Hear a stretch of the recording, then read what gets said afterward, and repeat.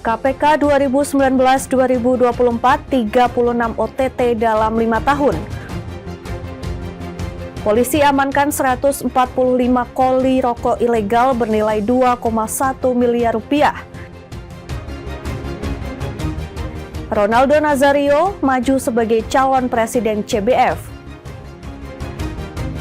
Selamat pagi pemirsa setia Berita Nasional TV, program Berita Nasional Pagi kembali menyapa Anda.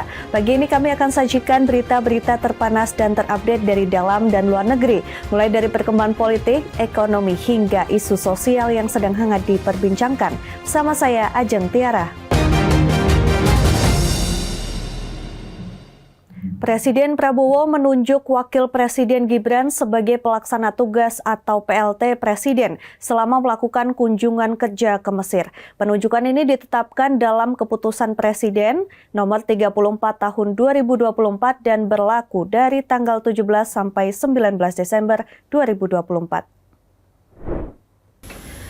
Penunjukan Gibran sebagai pelaksana tugas Presiden diatur dalam Keputusan Presiden nomor 34 tahun 2024. Di dalamnya dijelaskan bahwa Wakil Presiden Gibran akan melaksanakan tugas sehari-hari Presiden selama kunjungan kerja Prabowo ke Mesir. Keputusan ini mencantumkan pula persyaratan yang mengharuskan Gibran untuk berkonsultasi dengan Presiden bila perlu menetapkan kebijakan baru selama pelaksanaan tugasnya. Penunjukan ini juga memberikan rincian bahwa tugas PLT Presiden akan berakhir setelah Presiden Prabowo kembali ke tanah air. Dan Wapres Gibran diwajibkan untuk melaporkan pelaksanaan tugasnya kepada Presiden. Keputusan ini diharapkan dapat memastikan tugas pengurusan negara tetap berjalan lanjut tanpa terhambat selama kunjungan kerja Presiden.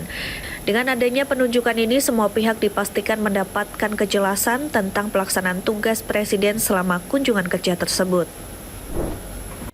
Pimpinan KPK periode 2019-2024 memaparkan capaian kinerja menjelang akhir masa jabatan. Salah satunya terkait operasi tangkap tangan yang sepanjang 5 tahun terakhir telah digelar 36 kali. Menjelang akhir masa tugas, pimpinan Komisi Pemberantasan Korupsi periode 2019-2024 membeberkan capaian kinerja selama 5 tahun terakhir. Salah satu sorotan utama adalah pelaksanaan operasi tangkap tangan atau OTT. Sepanjang periode tersebut, KPK berhasil menggelar 36 operasi senyap di berbagai daerah. Namun, pada tahun 2024, jumlah OTT mengalami penurunan dibandingkan tahun-tahun sebelumnya, dengan hanya 5 operasi tangkap tangan yang dilakukan. 5 OTT pada tahun 2024 diantaranya dugaan korupsi terkait pengadaan barang dan jasa bersumber dari APBD Kabupaten Labuhan Batu, dugaan pemerasan di lingkungan pemerintah Kota Sidoarjo, dugaan gratifikasi di lingkungan pemerintah Provinsi Kalimantan Selatan, dugaan pemerasan di lingkungan pemerintah Provinsi Bengkulu, dan dugaan pemerasan di lingkungan pemerintah Kota Pekanbaru. Sementara khusus tahun 2024 penanganan perkara tindak pidana korupsi yang dilakukan oleh KPK adalah sebagai berikut. Tahap penyelidikan itu ada 68 perkara, kemudian penyidikan 142 perkara, penuntutan 79 perkara, sedangkan perkara yang berkekuatan hukum tetap berjumlah 83 perkara, serta pelaksanaan eksekusi itu ada 99 perkara. Selain itu, selama tahun 2024, KPK juga telah melakukan 5 kegiatan tangkap tangan, yaitu dugaan TPK terkait pengadaan barang jasa yang bersumber dari APBD Kabupaten Labuhan Batu, kemudian pemerasan di lingkungan pemerintah Kota Sidoarjo, kemudian gratifikasi di lingkungan pemerintah Provinsi Kalimantan Selatan, kemudian pemerasan di lingkungan pemerintah Bengkulu, dan tindak pidana korupsi pemerasan di lingkungan pemerintah Pekanbaru. Menteri BUMN Erick Thohir dan Menteri UMKM Maman Abdurrahman menjalin sinergi untuk mendukung pengembangan UMKM di Indonesia. Kementerian BUMN akan menunjang program UMKM melalui penghapusan piutang macet dan pemetaan UMKM di seluruh Indonesia.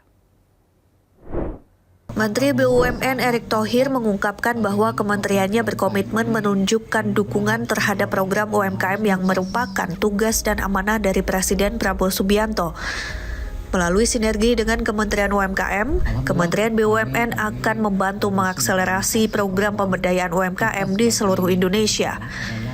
Menteri UMKM Maman Abdurrahman menyampaikan rasa terima kasih atas dukungan Kementerian BUMN untuk penghapusan piutang macet UMKM. Menurutnya, implementasi peraturan pemerintah nomor 47 tahun 2024 akan dimulai pada Januari 2025 dengan pelaksanaan 2 tahap.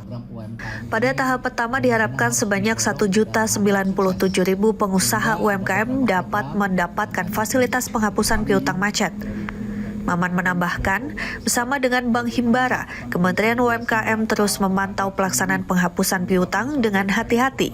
Kementerian BUMN akan menunjang pemetaan UMKM se-Indonesia untuk mencapai sistem single data yang dapat mempercepat pemberdayaan UMKM. Komisi 12 DPR RI menegaskan pentingnya pembangunan PLTB dalam kunjungan kerja ke PLTB Tolo, Janeponto, Sulawesi Selatan sebagai upaya mencapai target 23% energi terbarukan pada 2025.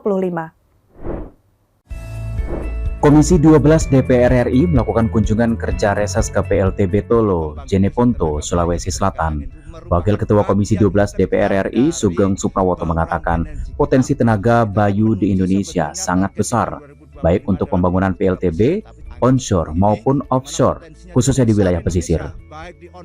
Dibandingkan energi lain, PLTB memiliki waktu pembangunan relatif cepat, sekitar 2 tahun dari tahap engineering, procurement, and construction hingga commissioning. Saat ini energi terbarukan baru mencapai 14% dalam bayaran energi nasional dari target 23% pada 2025. PLTB seperti yang ada di Janeponto dapat memainkan peran penting untuk mencapai target tersebut. Untuk itu, Komisi 12 DPR RI mendorong pemerintah untuk merealisasikan program transisi energi melalui kerjasama investor lokal dan asing, serta menghidupkan ekonomi masyarakat. Upaya ini bertujuan untuk mencapai target 23% energi terbarukan dalam bauran energi nasional pada tahun 2025. Pembangkit listrik tenaga bayu atau tenaga angin itu merupakan bagian integral dari bauran energi kita. Kita kan menuju sebetulnya target di tahun 2025 adalah 23%, tapi sekarang di kelistrikan baru 14%. Di antaranya adalah pembangkit listrik tenaga angin seperti ini, di mana potensinya cukup besar Indonesia, baik di onshore seperti ini atau di offshore di tengah-tengah laut. Pulau Jawa misalnya juga bisa dibangun di kawasan selatan dan juga apalagi di kawasan utara itu juga bisa dibangun, apalagi kalau kita di offshore-nya, di tengah lautnya. Potensi Indonesia besar di tenaga bayu karena ini relatif pembangunan namanya EPC, engineering procurement sampai construction sampai commissioning perlu hanya kurang lebih 2 tahun saja. Tim Liputan Berita Nasional TV. Menteri Koordinator Bidang Infrastruktur dan Kewilayahan atau Menko Infra Agus Harimurti Yudhoyono dan Menteri Perhubungan Dudi Purwagandi melakukan kunjungan di Terminal Tirtonadi Solo. Kunjungan ini dilakukan untuk memastikan kesiapan transportasi publik selama libur Natal dan Tahun Baru. Untuk memastikan kesiapan seluruh moda sarana serta prasarana transportasi masa angkutan Natal dan Tahun Baru 2025, Menteri Koordinator Infrastruktur dan Pembangunan Kewilayahan Agus Harimurti Yudhoyono beserta Menteri Perhubungan Dudi Purwagandi melakukan kunjungan kerja di Terminal Tirtonadi, Kota Solo. Menko Infrastruktur dan Menteri Perhubungan meninjau rem cek di Terminal Tirtonadi, Solo, Jawa Tengah setelah melakukan kunjungan kerja dari Jogja. Rem cek sendiri merupakan prosedur yang harus dijalankan untuk meyakinkan semua indikator transportasi umum layak dan aman. Armada yang sudah sesuai, regulasi dan standar layak jalan dipersilahkan melanjutkan perjalanan.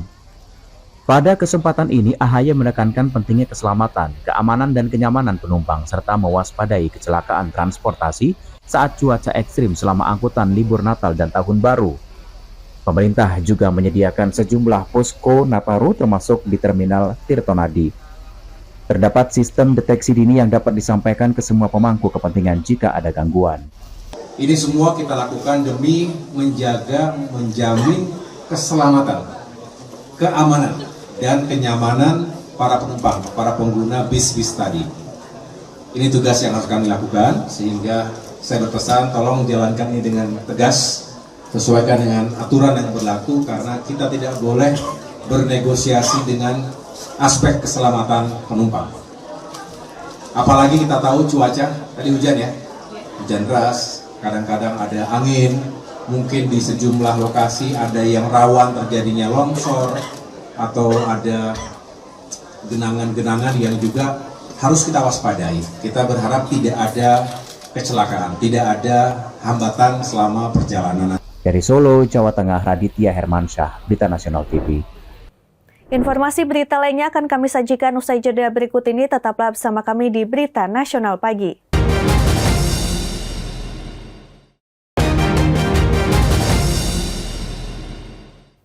Ketua Komisi 3 DPR RI Habibur Rahman menegaskan kondisi psikis pelaku penganiayaan George Sugama Salim tidak dapat dijadikan alasan untuk memaafkan perbuatan dirinya kepada karyawannya Dwi Ayu Darmawati. Hal itu disampaikan Habibur Rahman saat memimpin rapat dengan Kapolres Jakarta Timur, Kombes Nicholas Ari Lilipali. Komisi 3 DPR RI juga menghimbau Polri dapat memberikan keadilan kepada korban. Ketua Komisi 3 DPR RI Habibur Rahman mengadakan rapat dengar pendapat bersama Kapolres Jakarta Timur, Kombes Nicholas Ari Lilipali. Habibur Rahman menegaskan bahwa psikis pelaku penganiayaan George Sugama Halim kepada karyawannya yakni Dwi Ayu Darmawanti tidak dapat dijadikan alasan untuk memaafkan perbuatannya kepada korban. Saat ini George Sugama Halim telah ditetapkan sebagai tersangka dalam kasus penganiayaan terhadap karyawannya sendiri. Habibur Rahman menilai tindakan George yang tega melempar korban dengan benda-benda memang di luar nalar. Namun secara hukum dirinya tetap harus bertanggung jawab atas perbuatannya. Bayi ini ya, yang terpenting sebetulnya satu status kejiwaan. Jangan sampai ya ada upaya-upaya untuk membebaskan tersangka dengan dalih kesehatan mentalnya, ya, karena dia kan bisa beraktivitas, artinya dia bisa bertanggung jawab secara hukum, ya. Dia bisa mempertanggungjawabkan perbuatannya secara hukum. Kami akan kawal terus, bahkan sekretariat nanti akan hadir dalam persidangan, ya, memantau persidangan ini, ya, dan kami akan berkoordinasi juga dengan kejaksaan Jakarta Timur untuk memastikan pelaku dituntut berat, ya. Karena saya pikir berulang ya tadi ya, tujuannya ya. Dan kita juga jamin ya, ini Bayu sudah diganggu. Kalau kemarin tadi ada misalnya di seorang pengacara dari Polda dan lain sebagainya, kita juga akan cari siapa orang-orang itu. Kalau itu Pak Kuasa Hukum ya, sekarang sudah ada Kuasa Hukum ya dari penyebar DPR ya. Dalam kita kawal ya. Tim Liputan Berita Nasional TV. Kapolres Jakarta Timur Kombes Pol Nicholas Ari Lilipali menjelaskan keterlambatan penanganan kasus yang menimpa karyawan toko roti yang dianiaya oleh anak bos tersebut ialah karena kurangnya alat bukti di awal saat korban melakukan pelaporan. Namun kini Polres Jakarta Timur telah menetapkan pelaku sebagai tersangka. Kombes Pol Nicholas Ari Lilipali menjelaskan bahwa keterlambatan penanganan kasus yang menimpa karyawan toko roti yang dianiaya oleh anak bos tersebut karena kurangnya alat bukti di awal saat korban melakukan pelaporan. Alat bukti yang dimaksud seperti tidak ada bukti seperti video atau foto, kurangnya saksi dan juga bukti visum. Kapolres Jakarta Timur juga meminta maaf atas keterlambatan penyidikan kasus ini. Kapolres menjelaskan bahwa korban awalnya hanya membuat laporan tindak pidana umum biasa tanpa membawa alat bukti seperti video dan foto yang viral di media sosial saat ini. Saat ini Polres Jakarta Timur telah menetapkan tersangka George Sugama Salim. Sebagai tersangka, dirinya juga dijerat dengan pasal 351 KUHP tentang penganiayaan. Terkait dengan kasus ini, sebenarnya kita sudah menangani. Sebelum ada viral kasus ini, kami sudah menangani sejak laporan polisi itu dibuat. Kami sudah mengantar korban untuk fair. Selanjutnya kami melakukan pemeriksaan saksi pada tanggal 1 November. Saksi yang lain berikutnya dan terlapor juga sudah kami melakukan pemeriksaan sebelum kasus ini viral. Memang dalam penanganannya terkesan lama, kami mengakui itu karena standar operasional prosedur yang harus kita lalui dalam proses penyidikan itu sendiri. Yang kedua, memang ada saksi karena ini tahapnya penyelidikan, maka yang kami mengundang para saksi itu undangan klarifikasi. Tidak ada alat penekan kita di situ. Jadi kesadaran dari para saksi untuk hadir. Kami selalu berkomunikasi dan memang para saksi itu agak ada keperluan-keperluan lain dan mengulur-ngulur waktu sehingga terjadi kelambatan dalam penanganan kasus ini. Tim Liputan Berita Nasional TV. Polrestabes Surabaya bekerja sama dengan Direktorat Jenderal Bea dan Cukai berhasil menggagalkan pengiriman 145 koli rokok ilegal asal Madura yang akan dikirim ke daerah Banyuwangi, Jawa Timur. Atas pengungkapan ini, potensi kerugian negara atas barang kena cukai senilai 2,1 miliar rupiah berhasil terselamatkan. Sedikitnya 145 koli berisi jutaan batang rokok ilegal merek SS yang tidak dilekati dengan pita cukai berhasil digagalkan oleh petugas gabungan dari Polrestabes Surabaya, Jawa Timur bersama jajaran Direktorat Jenderal Bea dan Cukai. Berawal dari adanya informasi masyarakat bahwa akan ada pengiriman rokok ilegal dari Madura menuju Banyuwangi, maka polisi langsung melakukan pemantauan. Awalnya saat truk dibuka berisi ikan segar, namun saat kembali ditelaah rupanya terdapat ratusan koli berisi rokok ilegal yang akan dikirim ke Banyuwangi, Jawa Timur. Kapolrestabes Surabaya, Kombes Pol Lutfi Sulistiawan menegaskan dari pengungkapan ini polisi mengamankan 1 orang sopir truk yang kini telah dilimpahkan ke jajaran Direktorat Bea dan Cukai Kanwil Jatim 1 guna proses penyidikan dan pengembangan. Sementara kerugian negara akibat peredaran rokok ilegal atau barang kena cukai yang berhasil diamankan ditaksir mencapai 2,1 miliar rupiah. Untuk peredaran rokok tanpa cukai khususnya ya, karena ini memang sangat merugikan keuangan negara, kita akan lakukan tindakan. Tentu ini selaras juga dengan arahan Bapak Presiden atas cita untuk penindakan berkaitan dengan penyelundupan dan hal-hal yang berbau dengan kerugian negara karena pajak itu ini. Dari Surabaya, Jawa Timur, Karuna Wardana, Berita Nasional TV. Janji Presiden terpilih Donald Trump untuk melaksanakan deportasi terbesar dalam sejarah AS menimbulkan pertanyaan tentang kemungkinan realisasi dan legalitasnya. Bagaimana militer AS terlibat dalam rencana tersebut? Selengkapnya di VOA. Selama kampanye Pilpres, Donald Trump mengatakan bahwa masalah terparah Amerika adalah imigrasi ilegal. We are going to start the largest mass deportation in the history of our country because we have no choice.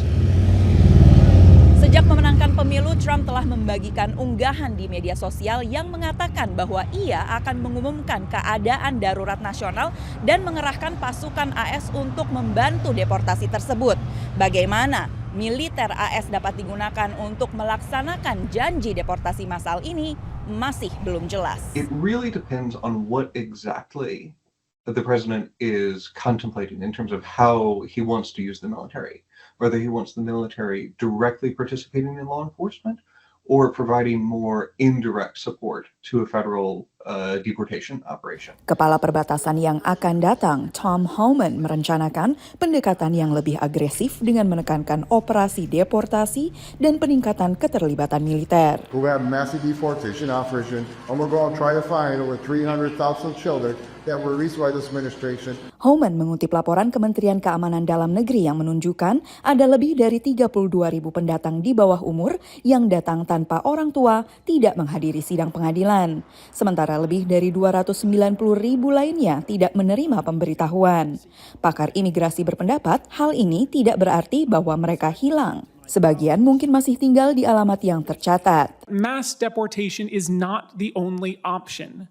Congress could instead create a new path to permanent legal status, allowing many people already living here to file an application, go through a background check, pay a fee, and get their papers in order. Perbedaan partisan menghadapi pendatang tanpa dokumen juga terlihat saat dengar pendapat Komite Kehakiman Senat baru-baru ini. The fact is, there are millions of undocumented immigrants living in the United States today who are working in industries critical to our entire economy. Sementara Partai Republik menekankan penegakan hukum. We will follow through on the orders of removal by immigration courts, and again, we will not accept lawlessness and criminality in the United States as the new normal. Undang-undang federal membatasi keterlibatan militer dalam penegakan hukum sipil tanpa persetujuan Kongres. Tetapi kewenangan non-darurat akan memungkinkan Presiden untuk mengerahkan pasukan guna memberikan dukungan logistik. Pakar mengatakan tentara kurang terlatih dalam penegakan hukum imigrasi. Dari Palm Beach, Florida, Valdia Baraputri dan tim VOA. Melonjaknya harga barang di Nigeria mendorong maraknya penjualan pakaian bekas di kota-kota besar karena banyak warga beralih mencari pilihan yang lebih terjangkau. Bagi banyak warga Nigeria, pasar barang bekas menjadi penyelamat untuk bertahan hidup di tengah himpitan ekonomi dan tingginya inflasi. Selama bertahun-tahun, Agatha Okwori yang berusia 30 tahun dan seorang pengusaha sukses di Abuja sering berbelanja di butik kelas atas. Tapi dengan harga pakaian baru naik lebih dari 2 kali lipat, ia kini beralih ke toko pakaian bekas untuk mendapatkan pilihan yang lebih terjangkau. Menurut Agatha, pakaian bekas memungkinkannya untuk tetap bergaya sembari tetap berhemat. I moved from buying brand new clothes to buying thrifts because one, aside the cost, thrift wears are more durable. I discovered thrift wears are more durable. And like we all know, brand new clothes are quite on the high side. They are quite expensive, way more than thrift wears. That's why they switched to thrift. Belanja pakaian bekas dulunya lebih bagi pembeli berpenghasilan rendah, tapi kini sudah menjadi hal yang umum. Pasar barang bekas yang disebut sebagai Okrika, mulai dari Lagos hingga Abuja, selalu sangat ramai. Ekonom Isaac Botti mencatat, bagi banyak orang, belanja barang bekas adalah respons terhadap inflasi dan kebijakan yang membuat mereka harus merogoh kocek lebih dalam. So they do all of this as the means of survival because the government is not helping, the economic situation is not helping, the Nigerian government policies are not favorable to consumers. So it is two ways, a means of affordability for the consumer and a means of boosting sales for the sellers.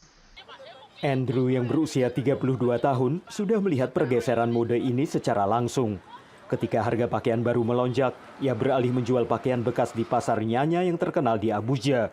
Menurut Andrew, hal ini membantu bisnisnya tetap bertahan. A time came that the brand new became so high, that is the amount, the price in the market is so high that many cannot afford to get it at that price. Studi menunjukkan Nigeria mengimpor lebih dari 500.000 ton pakaian bekas setiap tahun. Tapi alternatif ini pun terasa sulit karena kenaikan biaya impor mendorong sejumlah pedagang barang bekas menaikkan harga. Dan bagi banyak orang, ini berarti harus berkompromi dengan kualitas dan gaya demi berhemat. Because in those days that economy was very good, we used to buy from high-profile boutique because there's a way we classify ourselves, living an ostentatious life. But because of the economy, the exigency in the economy now, it has made me at least to cut my clothes according to my size. But no, if the economic condition improves, I have to stop. I have to go back to my normal fashion. Para ahli sepakat, belanja barang bekas kemungkinan akan tetap populer selama tekanan ekonomi masih berlangsung. Tren ini juga berdampak pada industri tekstil lokal Nigeria karena berkompetisi dengan pakaian impor yang lebih murah. Tapi ekonom yakin investasi pada produksi tekstil lokal akhirnya dapat membuat harga pakaian baru menjadi lebih terjangkau. Government needs to invest in the sector, subsidize their operations, help to relieve the burden, the cost of production, burden of the cost of production on the manufacturer. That will translate to lower cost of production and cost of sales, which is the real accountability. Dan saat warga Nigeria beradaptasi dengan perubahan ekonomi, pasar barang bekas memberikan pilihan harga yang lebih terjangkau. Dari Washington DC, saya Helbi Yohanes dan tim VOA. Pemirsa, informasi tadi sekaligus mengakhiri jumpa kita. Demikian Berita Nasional Pagi telah menemani Anda. Saya Jentera beserta kru yang bertugas pamit undur diri. Selamat pagi dan selamat beraktivitas.